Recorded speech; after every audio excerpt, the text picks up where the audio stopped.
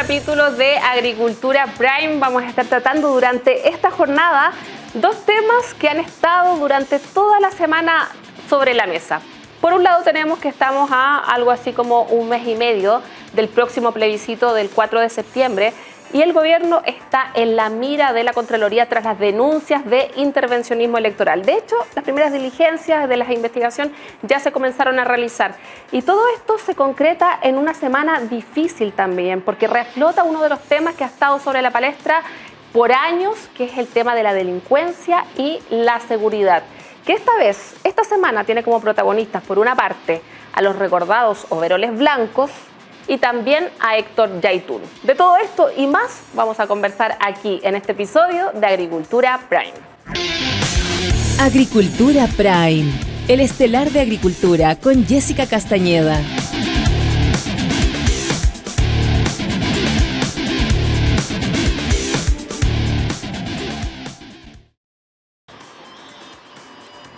Y partimos presentándoles a nuestros dos panelistas que nos van a estar acompañando durante esta noche. Por una parte tenemos a alguien de la casa, Isabel Pla, exministra de la Mujer, vicepresidenta de la UDI y también conductora aquí de Radio Agricultura. ¿Cómo está, Isabel? Muchas gracias. Muy bien, muchas gracias, Jessica, por tu invitación y un saludo a quienes se están conectando con nosotros en Agricultura TV. Estás estrenando acá el nuevo estudio. Me encantó cómo quedó muy bonito. Felicitaciones. Sí, estamos todos modernos. Y mucho éxito. Muchas gracias.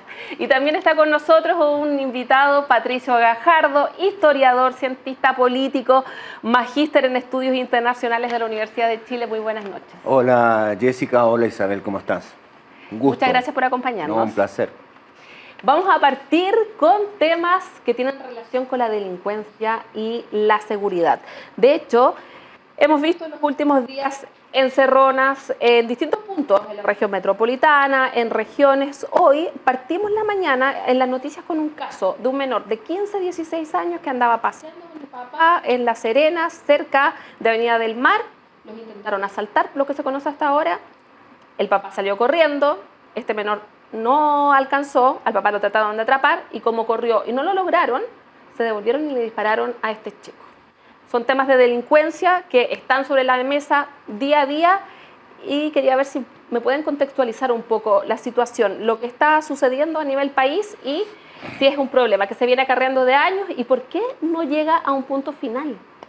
Isabel, partamos. Yo creo que nosotros tenemos una crisis en Chile de Estado de Derecho, que es un paraguas mucho más grande, porque no solamente estamos viviendo una de las crisis más profundas, tal vez la más profunda en materia de criminalidad, crimen organizado, delincuencia, violencia. Y en violencia incluyo especialmente las situaciones que tienen una connotación política, que son la macrozona sur, el sur en general, y también de alguna manera lo que está pasando en el norte con el ingreso de migración ilegal, detrás del cual hay también bandas de crimen muy organizado. Entonces, tenemos un problema de Estado de Derecho.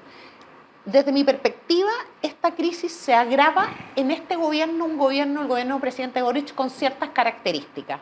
Primero, llevamos ya casi 4 o 5 meses de gobierno. Creo que es un gobierno que no tiene un plan definido, un programa definido para hacer, o sea, no estaba dentro de sus prioridades hacer frente a la inseguridad y hacer frente a la crisis de Estado de Derecho. De hecho, no fue tema de campaña. De alguna manera, y tengo que decirlo, una parte muy importante del gobierno, el corazón del gobierno forma parte de ese sector político quien fue minando el Estado de Derecho. O sea, hay varios ministros que fueron diputados, que estaban en la Cámara de Diputados y votaron en contra en reiteradas veces, reiteradas oportunidades, de una agenda que tenía por objeto justamente fortalecer el Estado de Derecho, bajar ciertos garantismos que tiene la delincuencia y el crimen y fortalecer especialmente la autoridad de las policías. Entonces, no tiene un programa porque no está dentro de sus prioridades. Lo pilla desprevenido. Nunca pensaron que iba a ser, que era así. Ellos pensaban que era... Siempre hay un mensaje que repetían antes del 11 de marzo, que lo que había aquí era un activismo de derecha, que lo que quería era sembrar en el fondo un clima que no existía, que no era real. En segundo lugar, es un gobierno que no tenía experiencia de gobierno. Muy recientemente se han ido incorporando personas con experiencia. Lo primero que se hizo en el Ministerio del Interior fue descabezar a la división jurídica, que era una división con 5, 10, 15 profesionales con mucha experiencia en estos temas, con experiencia en lo que significaba representar al Estado en las situaciones de terrorismo, de violencia en el sur. Y en tercer lugar, como te digo, lo más importante, y este es el componente político, una parte del gobierno, la coalición de Apruebo Dignidad, que es el Partido Comunista y el Frente Amplio, que tiene una visión subjetiva respecto de la violencia e incluso respecto de la delincuencia, una subjetividad política, ¿verdad? No tienen la visión que tiene la socialdemocracia o la centroderecha, en el sentido de siempre rechazar la violencia, sea cual sea la causa que está detrás de ella. Hay una mirada subjetiva en el sentido de que hay una apreciación de la vía violenta para ciertas causas. Patricio. A ver, comparto absolutamente la visión de Isabel en el sentido de que hemos ido perdiendo el Estado de Derecho. El Estado de Derecho es el imperio de la ley y el imperio de la ley es una condición. No es que existan normas, sino que esas normas regulen las relaciones entre los grupos y las personas. Entonces, comparto que eso se ha ido erosionando a partir de todo un proceso de descrédito institucional que se arrastra estructuralmente desde hace varios años. No es un proceso que nace ahora, pero que estructuralmente las instituciones se colocan en cuestión, desde la Iglesia Católica, desde la Fuerza Armada, la policía, para qué decir que en el caso del estallido social, en el cual hubo un componente ideológico de cierto sector del país, en la cual se orientó a desacreditar absolutamente a Carabineros y la acción de Carabineros de Chile en una situación de convulsión que no habíamos visto y de violencia desatada. No olvidemos el 18 de octubre, que fue una violencia inimaginable en términos de estallido, ¿ah? Y que después se mantuvo de manera constante. Entonces tenemos ese elemento y comparto absolutamente con Isabel y agregaría uno más, que es el tema de, hay un componente ideológico, particularmente de Apruebo Dignidad, que no se siente cómodo tratando este tema. Exactamente. Siendo uno de los temas principales, o quizás el principal de preocupación de los chilenos hoy día, es decir, el tema de la violencia, de la delincuencia, porque no es solamente que se ha ido masificando la delincuencia, sino que es una sensación de que ahora para robarte un celular te disparan, te matan o cualquier cosa. Es decir, lo que se vivía en muchas ciudades latinoamericanas hace relativamente poco tiempo. A mí me tocó visitar Caracas en una época y era impresionante. Te decían, no salgas a la calle, no salgas a 40 homicidios por fin de semana en Caracas. Correcto. Hace 20 años. Y entonces eso que en Santiago no se vivía, no vivíamos eso, no digo que no hubiera delincuencia, pero nunca esa sensación opresiva en la cual las personas comunes y corrientes virtualmente lo piensan dos veces antes de salir o ir a algún lugar, o que hay que apretar el cinturón o digamos, estar vigilante ante cualquier situación cuando tú vas a una autopista, etc. Bueno, esas situaciones que eran normales en otras partes y no acá, las estamos viviendo. Y yo creo que eso tiene un componente político, como señalaba muy bien Isabel. Yo creo que no se sienten cómodos. Es evidente, por ejemplo, cuando se discutió el tema de la infraestructura crítica recientemente, el tema del estado de emergencia, que se vieron obligados digamos, a renovarlo en la macrozona sur, pero muy a presión del propio Partido Comunista y del Frente Amplio. Por lo tanto, nos encontramos con un escenario en el cual los principales gestores o los que tienen que entregar los mensajes, que son justamente el Poder Ejecutivo, dudan y caen en contradicciones. Y yendo específicamente a un punto, fíjate que me llama la atención cuando salió el tema de la declaración esta de Yaitul, llamando al sabotaje.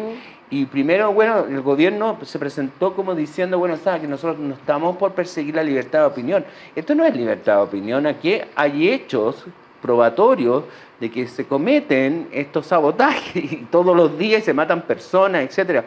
Entonces, y al día siguiente, después de la presión de las redes sociales, de los medios, etcétera, incluso del propio fiscal Abbott, que señala que el Poder Ejecutivo tiene que, por lo menos, querellarse para iniciar una acción, el gobierno cambia de opinión. Y tú, cuando cambias de opinión, das una sensación, primero, de que no estás convencido de lo que estás haciendo y que eres débil. Y un gobierno no puede aparecer débil frente a una situación como la que se está viviendo en Macrozona Sur. Vamos a profundizar sobre ese tema en un momento más, Sí, me porque de gustaría hecho agregar a habló propósito de el Yaitul. presidente Gabriel Boric también de ese tema, se hizo cargo también de la decisión. Pero antes de abordar eso, porque es para desarrollarlo en largo, los invito a una pregunta que nos dejó Checho Irane, la responde cada uno de ustedes. Perfecto. Sabemos que uno de los grandes problemas que tiene hoy día nuestro país es un tema de desconfianza total. En el orden público es uno de los motivos por los cuales la gente más alega. Sin embargo, ¿cómo le podemos creer al gobierno sobre su intención de efectivamente mejorar la situación de orden público cuando todos sus funcionarios, mientras fueron parlamentarios, votaron en contra de todas las leyes que apuntaban en esa dirección? Isabel. Yo, más que creerle o no creerle, creo que ese no es el papel ni de Pato ni mío, no creerle o no creerle. Yo me pongo en los pies de los millones de chilenos. Lo que me pasa es lo que dice Patricio, les es muy difícil. Primero no tienen un plan, pero además ejercer facultades les es muy difícil porque hay una contradicción vital, ¿verdad? Una contradicción en su corazón político de, por ejemplo, aplicar el estado de excepción, porque de hecho lo rechazaron reiteradamente, porque hay un fondo, una visión ideológica que tiene que mira con condescendencia a la violencia en el mejor de los casos o la justifica.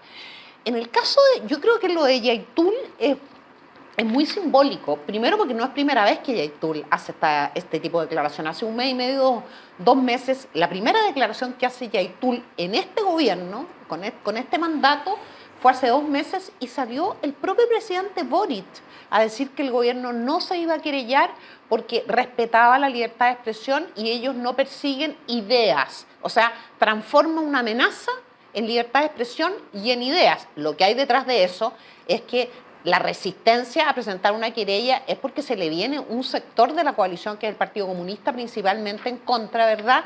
Entonces, es el resultado. Entonces, más que creerlo o no creerle, tenemos que tener en consideración que este es un gobierno que tiene 2 coaliciones, una de las cuales es la que tiene más peso político y es justamente la que tiene que ver con el Partido Comunista y el Frente Amplio, que resisten, que tienen una matriz marxista del Partido Comunista, que se resisten a la coacción, ¿verdad?, o al ejercicio de facultades que tengan que ver con coartar de alguna manera el violentismo, el activismo violento, el terrorismo. Entonces, no es que no les crea, es que simplemente me parece difícil que un gobierno que no tiene un programa, no tiene un plan porque no lo consideraba prioritario, que además no tiene experiencia de gobierno, pero fundamentalmente que no cree en el ejercicio de esas facultades, pueda efectivamente aminorar o por lo menos ponerle cara al... Imagínate tú que en el transcurso de 24 horas, primero la ministra Vallejo dijo no vamos a presentar querella porque se están persiguiendo ya causas de la CAM. 2 horas después, el ministro secretario general de la presidencia, ni más ni menos, ¿verdad?, dice en un programa de televisión, sí, feo lo que dijo este señor Yaitul, pero nosotros no perseguimos ideas. Y al día siguiente la ministra del Interior, lo que eran ideas para un ministro, para la ministra sale diciendo que son delitos, es un delito muy grave. Entonces, en menos de 24 horas cambian desde la visión de que es una idea a que es un delito grave. O sea, perdona, pero con razón la ciudadanía se desconcierta. ¿A quién le creemos? ¿Cuál es el gobierno que le tengo que creer? ¿Al gobierno de Jackson, que dijo que era una idea y que no perseguían ideas? ¿O al gobierno que representa a Isque Asiches, que dijo que era un delito grave? No, y de hecho lo que pasa que fue incluso más desconcertante, porque en la mañana la ministra del Interior tuvo una actividad con las policías y ahí dijo, son ideas, y siguió la misma línea de los ministros que habían hablado anteriormente, George Jackson y Camila Vallejo.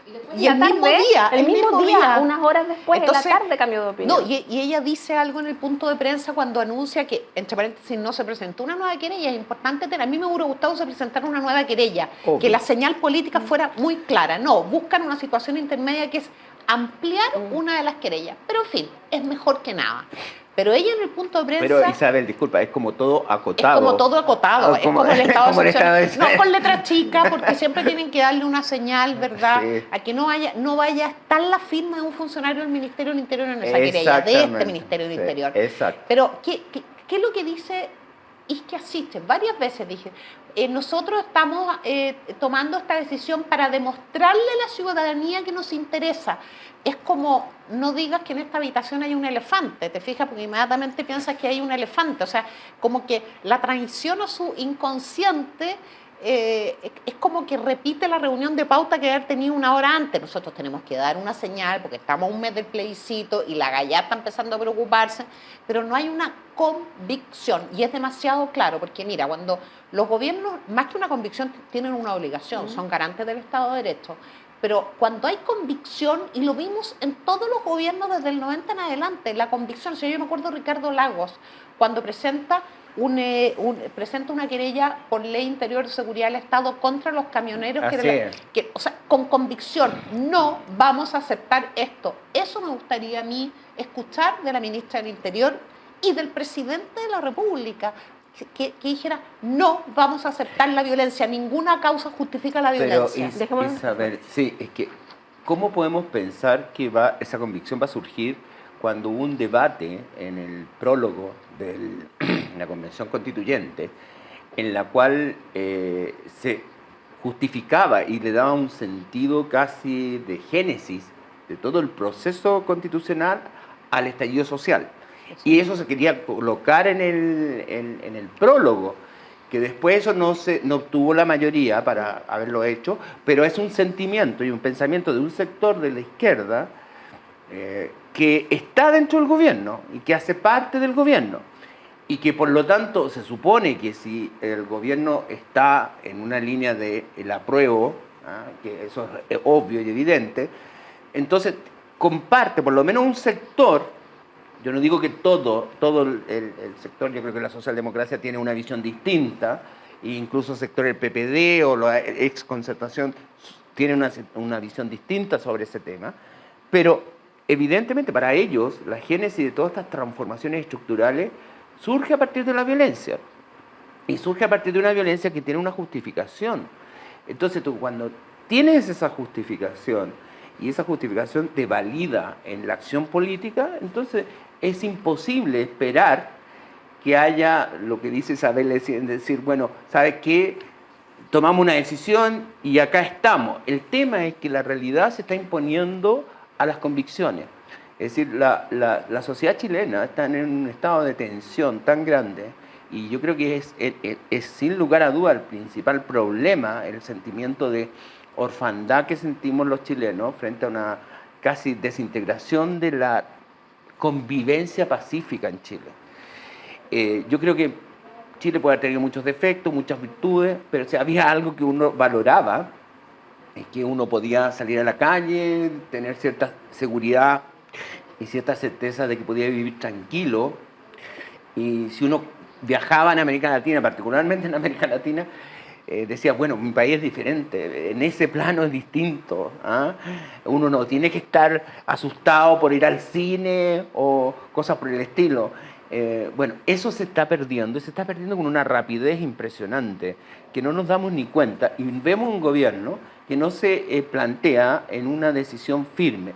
Ahora, yo creo que sí, y ahí a lo mejor lo podemos conversar más adelante, el gobierno va a estar en un pronunciamiento después del 4 de septiembre.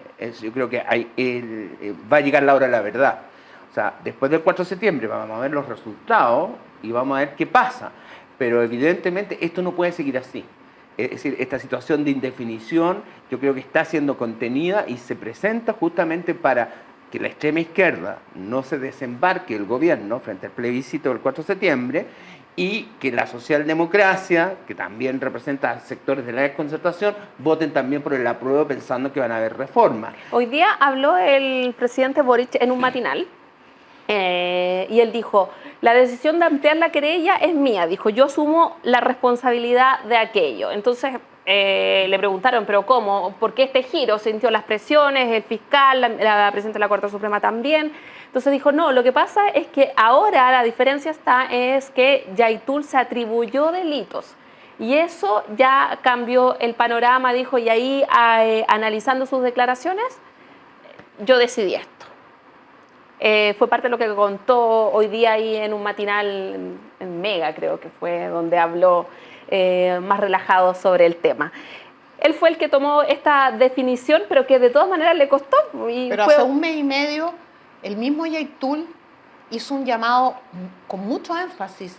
Llamó a sus hermanos mapuches, llamó a su pueblo a levantarse en armas contra el Estado de Chile. No sé cuál es la situación que cambió, pero mira, también creo que nosotros tenemos que y rechazando, disculpa Isabel, rechazando el diálogo incluso. No olvidemos que el gobierno partió con una política dialogante y que lo vimos con la ministra Ique Asís. Eso es bien importante. Y Yaitul rechaza el diálogo, dice no voy a tomar en cuenta ni siquiera la convención ni nada, porque no nos representa nuestros anhelos como pueblos originarios y todo lo demás, no tiene nada que ver, y nosotros no vamos a dialogar ni con este gobierno, ni tampoco estamos a favor del reconocimiento y todo el planteamiento indigenista que tiene la Constitución nueva que se debe presentar. Mira, yo hay dos puntos que me gustaría tomar de lo que planteó Pato, porque también es importante hacer una proyección hacia adelante. Primero tenemos que recordar que este es un gobierno que llegó con una carpetita a la moneda el 11 de marzo con lo siguiente. Primero,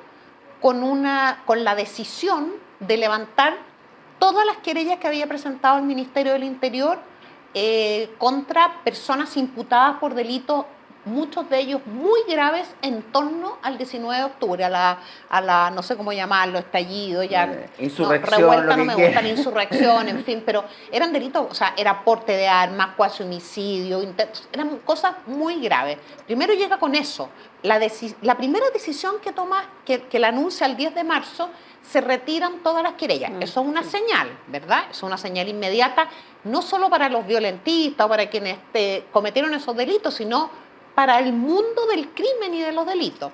Y en segundo lugar, 24 o 48 horas después, Gendarmería le concede una salida dominical cada cierto tiempo, ni más ni menos que a quien está cumpliendo condena por el asesinato del matrimonio Luxinger. Eso como para cerrar ese tema. O sea, hay una mirada virtuosa del estallido de violencia a partir de octubre, y hay un octubrismo en el sentido de que nada de lo bueno, entre comillas, que está pasando habría pasado si no hubieran quemado 20 estaciones, 40 estaciones del metro, ¿me entiendes? O sea, atribuirle una virtud a eso. Ahora, haciendo política mirando como un análisis proyectivo, yo creo que el presidente Gabriel Boric es importante analizarlo como fuera de su contexto de coaliciones, ¿ya? Y yo siento que él se siente cómodo más con la coalición cercana a la socialdemocracia, más con la centroizquierda, más con el Partido Socialista que con el Partido Comunista, en donde tiene además un antagonista que está como Pepe Grillo permanentemente recordándole que está ahí, que se llama Daniel Jadwe. Entonces, ¿me entienden? De manera que yo creo que si de él dependiera, su gobierno y sus decisiones y su hoja de ruta caminaría más hacia la centroizquierda que hacia persistir, ¿verdad?, en el camino que le impone a la fuerza, tengo que decirlo, el Partido Comunista y Jadwe. ¿Ustedes no les ha llamado la atención que últimamente no hay disturbios en la Plaza Baquedano? O sea, hay como un pacto de omisión de, oye, vamos a sacar a los cabros de la calle para que tú puedas gobernar tranquilo, pero cuidadito con querellarte contra con este. Pero miro yo el comportamiento de Gabriel Boric, sus declaraciones, sus señales, en fin, la enorme cantidad de símbolos, porque es un gobierno de muchos símbolos, ¿no? De mala gestión, les cuesta la gestión, pero tiene muchos símbolos y tiene una cosa como épica. Y tengo la impresión que si de él dependiera y pudiera tomar libremente las decisiones, su hoja de ruta de gobierno, especialmente a partir y especialmente si gana el rechazo, ¿verdad?, va a tender a fortalecer su relación con la centroizquierda y a incluir a muchas personas de ese mundo que, por cierto, tienen experiencia de gobierno, pero además tienen visiones de mayor sentido común. Patricio, ¿para la centroizquierda? Sí, a ver, yo comparto la visión de Isabel en ese sentido. Yo creo que incluso Boric, si fuera por él, yo creo que a él le conviene que gane el rechazo. porque le permite dar un le giro. permite dar un giro, porque si gana el apruebo, incluso con una mayoría relativamente estrecha, ya conocemos las palabras de Stingo en su momento, cuando hablaba que, bueno, somos la mayoría y podemos hacer lo que queramos. Ese es el espíritu. Es el octubrismo discursivo en esencia. Es decir, nosotros no somos demócratas, nosotros sabemos que si somos mayoría, bueno, pasamos como la dijo planadora. Atria, ¿por la buena o por las malas? Por la buena o por las malas. Bueno, entonces yo creo que, y comparto la opinión de Isabel, en el sentido de que Boric se sentiría más cómodo, y yo lo encuentro inteligente a Boric en el sentido de que no hay que olvidar que el acuerdo del 15 de noviembre que permitió justamente el proceso constituyente y todo lo demás, lo firmó Boric, y el Partido Comunista y el Frente Amplio incluso funaron a Boric. Y en ese sentido, tiene visión Boric. El tipo tiene visión. Entonces, lo que pasa es que evidentemente eso no lo puede ahora descargar. Entonces, el escenario en el cual va a tener, porque se pretende, o sea, va a tener que seguir gobernando independientemente que gane el apruebo o el rechazo. Y en el caso que gane el rechazo, yo creo que ahí tiene una oportunidad y se la está dando, y se la están dando sectores de centro izquierda, planteando caminos institucionales. Se podría convertir además en el líder conductor de esa parte del proceso constitucional. Exactamente. Ahora, si tiene esa capacidad o no la tiene, todavía no lo sabemos. Yo creo que hay una falla de gestión que mencionaba Isabel, yo creo que es muy importante. No se manejan en términos de gestión. Tú has estado en la administración pública, has estado en la administración del Estado, y sabes que es un tema complejo. No es solamente como lo vemos a cada rato, cuando sucede un hecho, lo lamentamos, lo vamos a estudiar, lo vamos a evaluar. Aparte de evaluar y estudiar, hay que actuar. Y muchas veces hay que actuar de forma inmediata. Entonces, más cuando estamos enfrentando situaciones de violencia tan complejas como la que estamos enfrentando. Pero este gobierno siempre evalúa, piensa, reflexiona. Entonces, ¿qué es lo que uno puede sacar por conclusión? Está apostando a no dividir sus bases pensando en el plebiscito del 4 de septiembre, que eso es lo que hay que hacer, y que no se desfonde la izquierda dura, el octubrismo, como señala muy bien Isabel, en términos de que vaya a haber una izquierda que no esté dispuesta a apoyar el proceso constituyente porque a lo mejor ya lo encuentran demasiado amarillo a Boric, entonces... Ya lo encuentran amarillo, ya lo encuentran amarillo, entonces no estamos dispuestos a ir por el camino institucional, y si recordamos las palabras de las entrevistas de Mico, perdona Jessica, un punto bien importante, la entrevista de Mico que hablaba de la toma de la moneda, como la toma del Palacio de Invierno, entonces en ese sentido... yo creo que hay sectores que pensarían que a lo mejor es mejor que gane dentro de la misma izquierda dura, que gane el rechazo, para que así entonces ellos se lanzan en un proyecto de insurrección, que eso es lo que validan. Entonces, yo creo que Boric no está en eso. Boric está en un planteamiento intermedio, y yo creo que ella se sentiría mucho más cómodo, comparto con Isabel, en una línea más cercana a la socialdemocracia. Ojalá no nos equivoquemos, Isabel. No voy a dejar hasta aquí porque tenemos que ir a una pausa. Tenemos que ir a la primera pausa del programa, así que vamos a hacer una decantación por mientras, y ahí volvemos después de estos 30 segundos.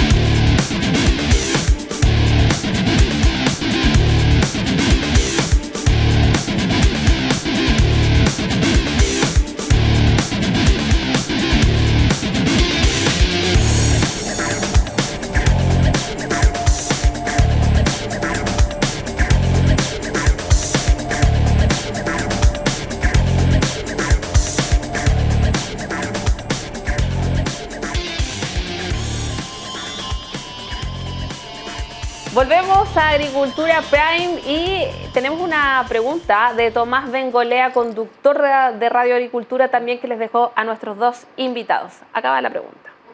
La Contraloría General de la República decidió hace pocos días iniciar una investigación para acreditar si es que el gobierno estaba o no interviniendo indebidamente en el plebiscito del 4 de septiembre a través de una campaña, entre comillas, informativa. En los últimos días se difundió un video del ministro secretario general de la Presidencia, Giorgio Jackson, en Regiones, precisamente explicando un artículo del proyecto de nueva Constitución, por supuesto de su interpretación. ¿Ustedes creen que la Contraloría habría iniciado una investigación en terreno, en el Palacio de la Moneda, si es que no hubiesen antecedentes para corroborar que el gobierno está interviniendo?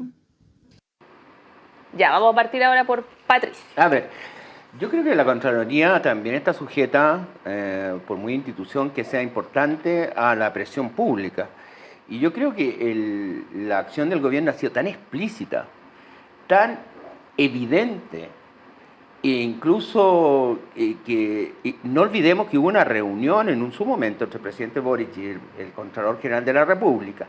Y el propio Contralor General de la República, en una postura que a mí me llamó muchísimo la atención, y yo creo que a muchos sectores políticos también, le sugirió en ese momento, que estaba en otra situación, el gobierno de Boric estaba recién comenzando, al inicio del gobierno, en la cual le sugiere incluso que si en el caso que ganara la prueba, que podría implementar más rápidamente digamos, la nueva Constitución a través de decretos con fuerza de ley, cosa que fue rechazada incluso por muchos parlamentarios del socialismo democrático, asumiendo que por ningún motivo, es decir, el Contralor claramente, yo creo que está actuando también con una dimensión política, si la política está en todas partes. ¿Y cuál es la dimensión política, aparte de la jurídica, que tiene que controlar los gastos públicos? Es que era evidente lo explícito y casi sin ninguna disimulo el intervencionismo del gobierno. Christian Banker, en un artículo muy interesante, saca hoy día que era casi un escenario, este asunto de entregar los proyectos constitucionales a través de una estrategia muy bien pensada, en la cual, si tú te fijas, y en todos los debates, Isabel también te tiene que haber tocado más de alguna vez, cuando tú te refieres, y las leyes, tú como abogado lo sabes más que yo, se pueden sacar interpretaciones y tú puedes interpretar, y es una Constitución que tiene tantos vacíos y que puede dar para tantas interpretaciones. Por ejemplo, el concepto mismo de precio justo para una expropiación puede dar para cualquier cosa. Bueno, pero siempre adosan de que todo es mentira, si uno está en una postura en la cual cuestiona eso es una fake news, es falso, es mentira, etc. Entonces, Christian Barlin en ese artículo de Mercurio señalaba justamente de que se preparaba como esta cosa de la Constitución, el presidente firmándola como diciendo, mira, no importa si se lee o no se lee, pero no crean, yo avalo con mi firma, con mi respaldo, esto que es verdadero. Entonces, de alguna manera era bueno, aparte del uso de fondos públicos, yo creo que el Contralor se vio la necesidad, porque incluso ya estaba surgiendo con fuerza en algunos sectores la necesidad de una acusación constitucional contra el Contralor. Y yo creo que el Contralor tomó acto de evaluar el contexto que estaba viviendo, y aparte que si había motivos, yo creo que la investigación se hacía indispensable. Todo indica de que de aquí al 4 de septiembre el gobierno iba con todo, y con toda la carne en la parrilla, y sin ningún disimulo, y sin nada. Entonces, en la Contraloría sentada cruzada de brazos era imposible. Me parece bueno que al menos todavía algunas instituciones en Chile demuestran que tienen fortaleza y haya decidido actuar. No les debe haber parecido muy bien en La Moneda, pero no importa. Creo que es bueno que todavía haya instituciones que tengan una validación a través de sus acciones. ¿Se demoró o no el Contralor? Yo primero quiero decir que no soy abogada, Pato. Para las abogadas que me habría encantado hacerlo, en todo caso es un mundo que admiro mucho. Pero te manejas muy bien y que me en ese gusta plano. Mucho que he sido asesora legislativa y finalmente en política tienes que acercarte a la ley. Yo creo primero que este es un gobierno elegido democráticamente, con instituciones democráticas, etcétera, pero hay una sutil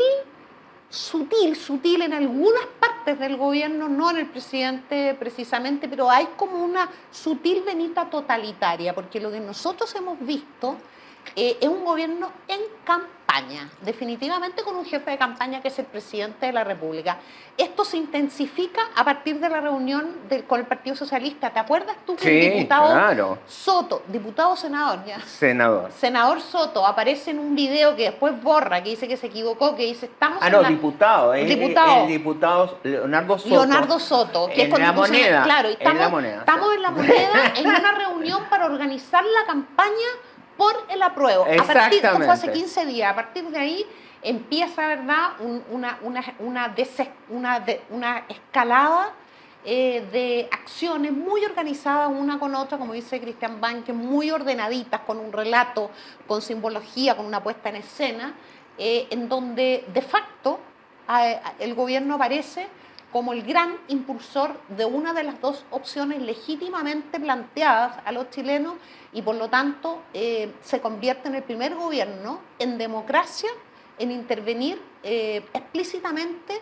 en una elección. El Contralor, yo creo que sí, me parece que se demoró, yo creo que mucha gente estaba esperando una señal antes, pero sin embargo le veo una ventaja al que se haya demorado, o sea, acumuló demasiada información. Sí. Hoy día, incluso hasta sectores de la centroizquierda, de la propia coalición del gobierno, ¿verdad?, lo piensan dos veces antes de decir en Twitter que la Contraloría está actuando mal, porque es tanta la acumulación de evidencia en las serenías, en todo el país, en el metro, en fin, en las municipalidades. En las municipalidades, pero por último, lo de las municipalidades no es responsabilidad del gobierno, pero es tan explícito, que entonces incluso me parece que esa demora actúa en favor de la presidencia, de la verdad y finalmente, ¿sabes qué, Jessica? De la democracia, porque la democracia está, uno de los pilares de la democracia es también el pluralismo, la ecuanimidad y el desarrollo de elecciones libres. Y no hay elecciones libres cuando un gobierno, el gobierno, que es por lejos la institución del Estado con más poder, tiene poder político, tiene acceso a los medios, tiene gabinete, tiene una enorme cantidad de recursos, no de plata necesariamente, de recursos. Por lo tanto, no hay elecciones libres cuando el gobierno, que tiene ese nivel de poder, interviene de esa manera. Hay un desequilibrio enormemente visible y por lo tanto, y yo te voy a decir que es la primera vez en democracia, y eso es importante tenerlo claro, que la Contraloría desembarca en el corazón de la moneda. Más allá de lo que pillen o no lo pillen, porque aquí se van a demorar varios meses, pero el solo hecho de que el Contralor haya tomado esa decisión ya es un punto muy importante. De hecho, hay varios abogados constitucionalistas y expertos en derecho administrativo, y que Luis Cordero lo leí ayer, y a otros abogados que son de centroizquierda, reconocer que al menos el gobierno está sobre la línea, al menos, yo creo que se pasó de la línea hace rato, pero que esté sobre la línea ya marca un punto inédito, y yo hago el warning a ver, si nosotros queremos de verdad cuidar el país, tenemos que cuidar las instituciones, la democracia y sobre todo la libertad de todos los sectores políticos y de los independientes que se quieren manifestar. Y un gobierno es como un elefante gigante, ¿verdad?, que se sienta arriba de esa libertad. Ha pasado en otros lugares del mundo, ha pasado en gobiernos de derecha, con una derecha, sí, con claro, un veto autoritario, Orbán en Hungría, en fin, otros. ¿No? Esto no tiene que ver con izquierda o derecha, tiene que ver con una visión de la política totalitaria o autoritaria, que es la que se sienta arriba de las libertades de la inmensa mayoría de un país. Te interrumpo. Yo conversaba ayer, si no me equivoco, con el exministro Rodrigo Delgado, ministro del Interior, y él me decía, si nosotros como gobierno hubiésemos hecho un 10% de lo que ha figurado ahora, tendríamos a todos los sectores pero habían encima. Habido varias acusaciones constitucionales. ¿Están de acuerdo con eso? Absolutamente. Y yo creo que hay que sacar una lección de todo esto.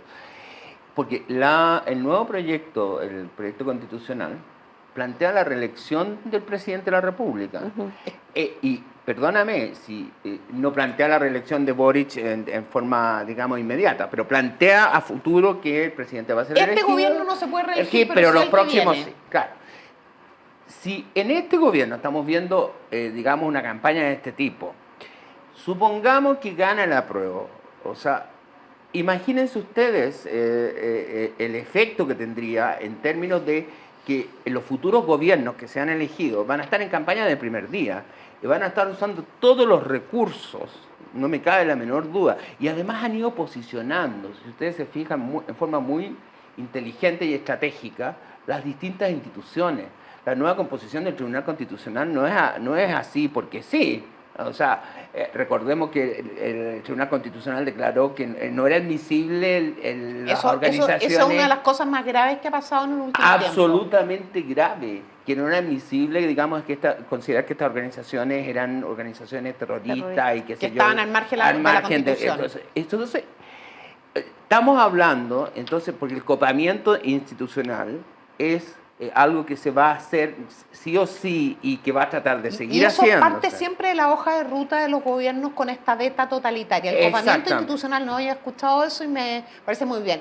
El hecho de que, por ejemplo, si ganara el apruebo, se termina la justicia como un poder del Estado, eso es... No, eso es increíble. Eso es increíble y pasa a ser un servicio más, como FONASA, como cualquier servicio dependiente de un funcionario político. Eso. Las destituciones el cambio de los jueces. de la composición del Tribunal Constitucional, todas las regulaciones para la integración del Banco Central, en fin, entonces lo que uno empieza a ver, más que asomarse ya sacando la cabeza completa y las manitos también, de lo que significaría que todo eso se implementara y se convirtiera en una realidad en gobiernos que tienen esta cosa como totalitaria de copamiento también democrático, con lo cual se termina la democracia.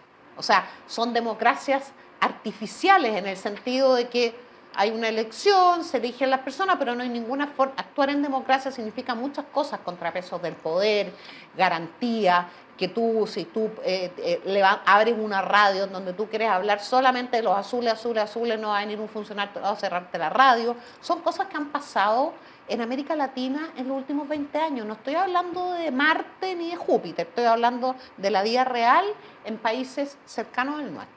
Patricio, ¿querías cerrar la idea? Sí, no, el concepto, incluso tiene dentro de la ciencia política hay un concepto que define ese tipo de democracia, democracias iliberales. Es decir, que es una cáscara democrática, que hay elecciones, pero las elecciones son manejadas desde arriba.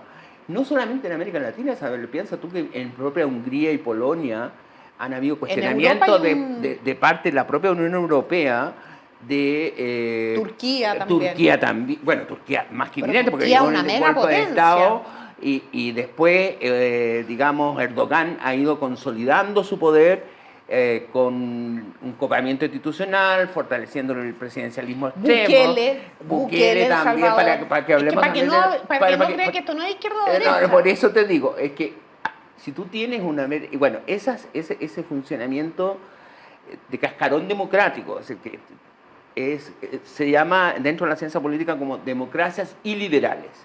Y es un paso previo a la dictadura totalitaria o dictaduras derechamente como son. Por ejemplo, el periodo de Chávez en Venezuela, yo diría hasta que muere Chávez, fue una democracia iliberal.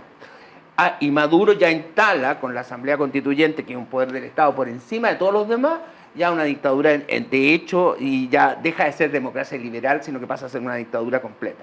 Pero puede sobrevivir una democracia liberal, o sea, puede haber un cascarón democrático que parezca como que la sociedad funciona democráticamente y a través de procesos electorales que la oposición es detenida o no tiene acceso a los medios. O te cancelan un partido político el día antes de inscribirte. Isabel, ayer en un video Stingo decía, no puede ser que hay que intervenir el TVN, porque en varios foros no se ha mantenido un cierto equilibrio y hay mucha gente del rechazo y cuestionó a Constanza Santamaría y a Matías del Río de ser de ultraderecha.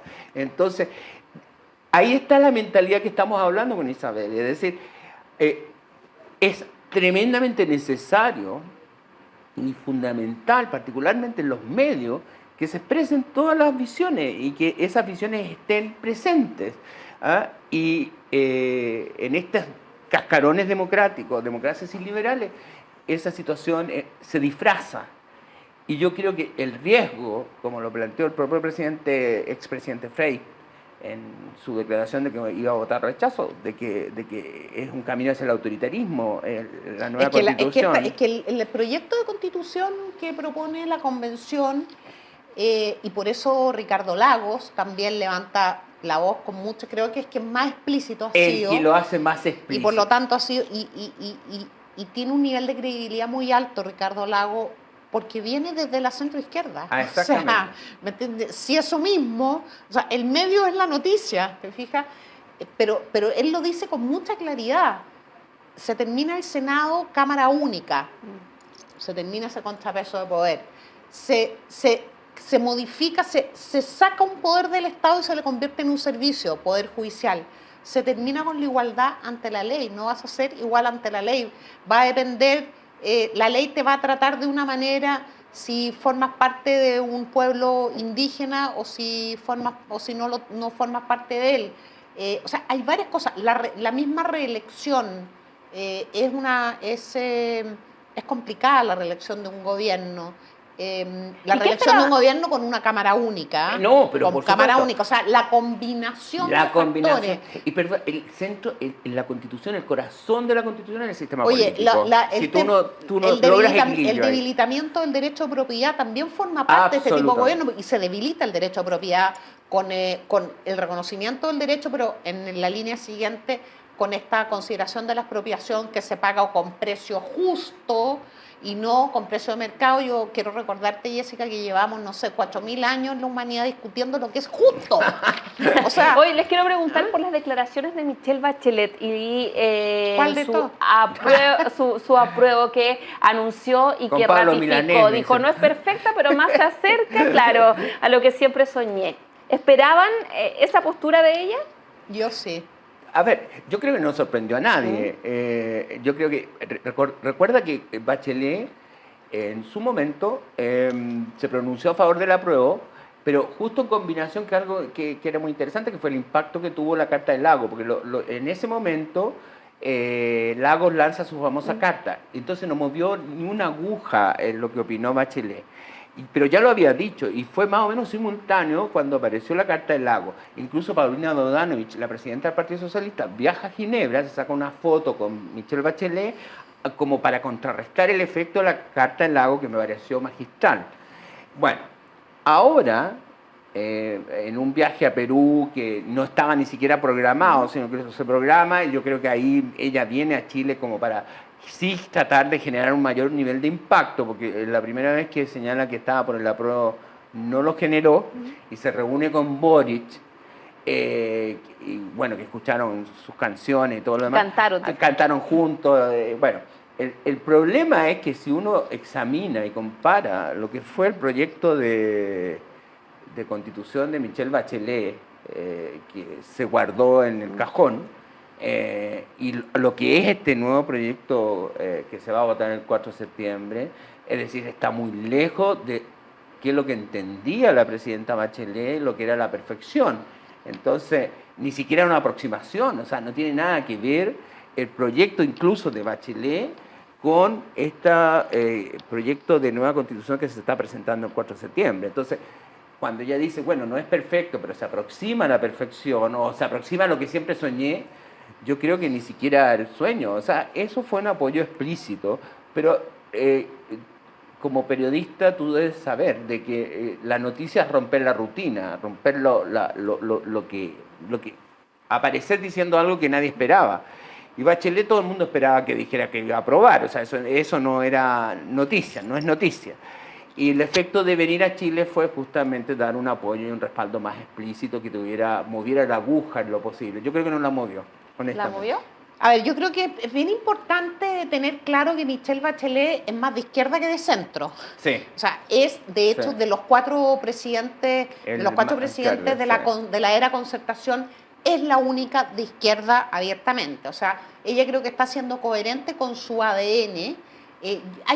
A ver, cuando uno toma decisiones en política, incluso cuando está en posiciones de mucho liderazgo, como el de ella, o de mucha visibilidad, hay un componente de razón, pero hay un componente de pertenencia política y de emoción. Ella, su declaración es a partir de su cultura, que es una cultura de izquierda, La presidenta Bachelet era presidenta en su segundo periodo cuando murió Fidel Castro, y el mensaje que ella manda es un mensaje de profundo dolor por la pérdida de un líder, como dice ella, que fue solidario, maravilloso. O sea, es que es importante. O sea, ella tiene lo que ella plantea es coherente con lo que ha sido su vida, sus posiciones, y siempre en sus dos gobiernos ella se sintió, y así lo ha manifestado, con una especie de camisa de fuerza, de alguna manera, de no haber tomado las decisiones que a ella y a su grupo de cercanos le habría gustado tomar, ¿cierto? Yo no sé cuál es su situación contractual con la ONU en este momento. No sé si está haciendo uso de sus vacaciones, no tengo idea, creo que es un tema interesante. No sé si vamos a ver la aguja. Yo creo que cuando estamos en un margen, siento que nos vamos a ir acercando, esta va a ser una decisión por decimal. O sea, podríamos encontrarnos con una diferencia en un sentido o en otra de menos de un punto incluso. Por lo tanto, todo mueve la aguja. ¿Cierto? Todo mueve la aguja. Pero ese escenario, Isabel, ¿no crees tú que sería como el peor de todos los escenarios? Es decir, de que se dé un escenario claro, que, a mí no me que gustaría, gane uno u otro. Yo, ¿sabes lo que me pasa? No me gustaría poco. que se diera, porque además... Porque el país terminaría totalmente dividido. Quiero aprovechar también que estoy aquí, que siento que hay una audiencia que te sigue, Jessica, con este programa. No sería bueno por varias cosas. Primero, he visto con mucha preocupación una campaña falaz y muy peligrosa para la democracia, adelantando un fraude electoral, Sí. Avisando que hay fraude electoral, lo hemos visto varias personas con mucha preocupación, primero porque no entregan ningún antecedente, es como una construcción de fake news, de noticias falsas, que le hace muy mal al país en general, a la democracia, y desalienta la participación también. Entonces, si tuviéramos un escenario muy estrecho, pienso que esas falacias, eso se puede activar y puede generar una situación muy compleja. Pero bueno, al final las elecciones se ganan o se pierden por un voto. Sí. ¿Qué es lo que nosotros debiéramos mirar? No estamos eligiendo algo, estamos decidiendo respecto de la Constitución. Y lo deseable respecto a una Constitución es que cuente con un amplio consenso, y no que sea una Constitución respecto a la cual la mitad del país se manifestó en contra. Es que en ese sentido es muy valioso lo que tú dices, porque fíjate tú, si tú comparas en España, cuando se puso el Pacto de la Moncloa, la transición a la democracia y la nueva Constitución del 78, hubo plebiscito con hubo ese... un plebiscito, fue un plebiscito, ¿verdad? exactamente, Yo no me acordaba. y el apoyo fue del 90% de la Imagínate, población. claro. Entonces, es que si ganamos, estamos hablando de la Constitución, no estamos hablando ni siquiera, está bien, yo comparto lo que tú dices de que las elecciones se ganan por un voto, pero que acá, como es un proyecto, no basta con que gane por un voto, porque el nivel de fragmentación y de división del país va a generar un nivel de conflicto inmanejable, me da la impresión. O sea, mejor sería, porque si vemos el plebiscito de entrada, que se sacó 78-21, fue muy contundente, entonces no quedó ninguna duda de que hay una necesidad de ir a un proceso constituyente sí o sí, el resultado que sea. ¿Por qué? Porque el resultado fue muy claro. Pero si llegamos a sacar un plebiscito en el cual gana 51, 48 o una cosa así... Incluso 60-40, 60-40 ya me parece poco. Ahora, pero si es verdad... Es más, el problema es si el apruebo ganara por esa diferencia. Si gana el rechazo por esa diferencia, bueno, el proceso va a continuar. Creo que la política, que es la que tiene que tomar decisiones, entendió que tiene que... me pareció yo encuentro muy positiva una iniciativa esta semana de Jimena Rincón, creo, y de Matías Huaca, de proponer una reforma, y tiene el respaldo por lo menos de la UDI. Incluso importante, Isabel, que da días, acuérdate, da un... Lo que propone Jimena Rincón y Matías Huaca es una reforma constitucional que establezca ahora, antes del 4 de septiembre, que en el caso de que gane el rechazo va a haber un plebiscito a través del cual la ciudadanía se va a manifestar respecto de qué mecanismo quiere que siga en el proceso, una convención, expertos, en fin, lo que sea. Entonces, por eso creo que si gana el apruebo por poco, mal, porque se va a implementar una constitución respecto a la cual la mitad del país prácticamente no comparte, no Correcto. se opone y va a haber una polarización muy fuerte. Si gana el rechazo, el proceso continúa, por eso me parece muy importante todas las señales, que todas las reglas que se van a activar a partir del 5 de septiembre queden establecidas desde ya. Antes. Nos quedan Eso es 4 muy minutos, importante. así que les voy a dar, nos quedan 4 minutos, 2 minutos para cada Oye, pero uno, para no ha que hecho así de entreguen un mensaje de cierre, un mensaje final que no hayan podido decir durante el programa. A ver, yo creo muy grave y siempre he insistido, la crítica es fundamental.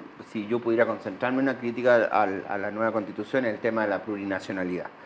Creo que hay riesgos importantes ahí y José Rodríguez Elizondo ha hecho estudios muy claros y claves en términos, por ejemplo, de lo que significaría generar autonomías territoriales indígenas que incluso podían vincularse con otras comunidades autónomas, como en el caso de Bolivia, y que podrían amenazar incluso acciones que ha seguido Chile en tribunales y cortes internacionales. Entonces creo que la plurinacionalidad es un error garrafal del proceso constituyente porque divide algo que nosotros tenemos los chilenos que es muy difícil de encontrar. Chile es un país muy largo, si tú lo colocas en Europa va de Madrid a Moscú y sin embargo tú te identificas en Punta Arenas y en Arica como chileno e incluso hasta en la forma de hablar y de ser somos parecidos. Cosa que no se ve en muchos países, en muchos lugares. Entonces, fragmentar el país me parece el mayor error estratégico y es generar una constitución racista y romper absolutamente el Estado de Derecho, como dice Isabel. Isabel, 2 Un minutos. mensaje muy cortito, yo creo que Chile está enfrentando una crisis muy profunda de Estado de Derecho, como dije al principio, pero fundamentalmente de polarización y de división de la ciudadanía. Y creo que eso tiene que alertar y tiene que darle una responsabilidad mayor a la política en general, gobierno, parlamento, partidos políticos, respecto de su papel con el propósito de gane el apruebo o gane el rechazo, ¿verdad? Entender que lo que necesita el país para salir adelante y para garantizarle futuro a las chilenas y los chilenos es romper esa polarización y comprender que en este país cabemos todos y que necesitamos una constitución que no es una constitución ni para la derecha ni para la izquierda, sino para la inmensa mayoría de los chilenos que no adscriben a ninguna de las dos posiciones y que lo que quieren son reglas clarísimas para que ordenen su presente, pero sobre todo para que ordenen su futuro. Yo veo con mucha preocupación a una nueva generación que está mirando hacia afuera del país. Y a mí me gustaría que la política le diera una oportunidad a esa generación para permanecer en Chile y generar sus proyectos de vida en el país y no lo que hemos visto en países vecinos donde los jóvenes a partir de los 24, 25 años abandonan su tierra y se van a construir su futuro a otro lugar. Se nos pasó volando este capítulo de Agricultura Prime. Estuvimos analizando los temas de la contingencia de esta semana. Los dejamos invitados al próximo jueves. Y también síganos en todas nuestras redes sociales y siga viéndonos a través de YouTube Agricultura TV. Que tengan buenas noches. Gracias por la invitación.